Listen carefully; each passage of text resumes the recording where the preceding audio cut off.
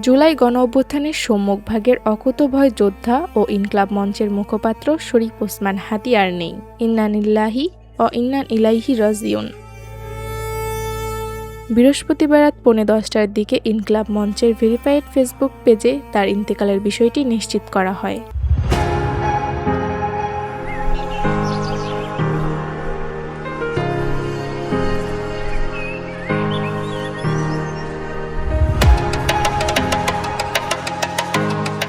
এর আগে গত 12 ডিসেম্বর রাজধানীর পুরানা পল্টনে দুর্বৃত্তদের গুলিতে গুরুতর আহত হন শরীফ ওসমান হাদী। উন্নত চিকিৎসার জন্য তাকে সিঙ্গাপুরে পাঠানো হলেও শেষ পর্যন্ত সেখানেই চিকিৎসাধীন অবস্থায় তিনি মৃত্যুবরণ করেন।